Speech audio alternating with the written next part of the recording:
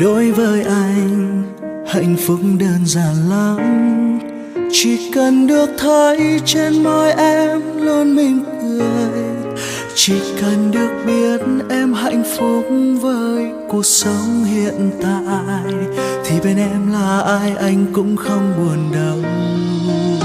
Bởi yêu thương của anh trao về em dường như cứ lớn theo mỗi phút giây trôi qua, để rồi giờ đây anh đã yêu em nhiều hơn chính mình. Nhìn em vui là anh hạnh phúc, chỉ mong sao ai kia sẽ yêu thương em nhiều. Dù thời gian thay đổi thì cũng đừng đổi thay, và nếu có thể thì hãy yêu em nhiều hơn lúc này. Còn không thì như vậy thôi chứ đừng nhạt phai, bởi vì người tôi yêu rất yếu đuối nên hay nghĩ nhiều, thương giận hơn vu vơ như một đứa trẻ con. Vậy nên hãy tránh những điều dễ khiến em cảm thấy buồn nhé. Lòng tôi sẽ đau lắm nếu như em không hạnh phúc.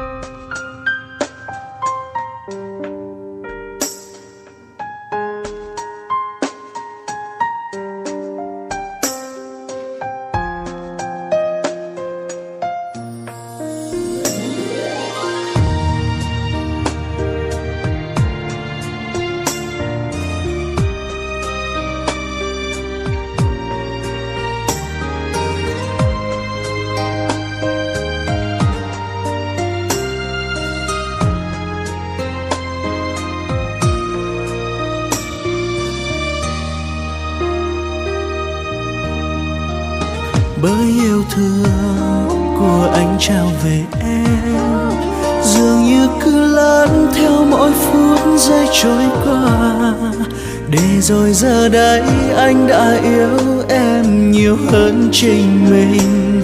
Nhìn em vui là anh hạnh phúc,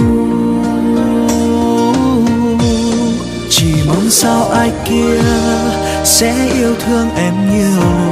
Dù thời gian thay đổi thì cũng đừng đổi thay, và nếu có thể thì hãy yêu em nhiều hơn lúc này. Còn không thì như vậy thôi chứ đừng nhạt phai, bởi vì người tôi yêu rất yếu đuối nên hay nghĩ nhiều, thương giận hơn vu vơ như một đứa trẻ con. Vậy nên hãy tránh những điều dễ khiến em cảm thấy buồn nhé. Lòng tôi sẽ đau lắm nếu như em không hạnh phúc, chỉ mong sao ai kia sẽ yêu thương em nhiều.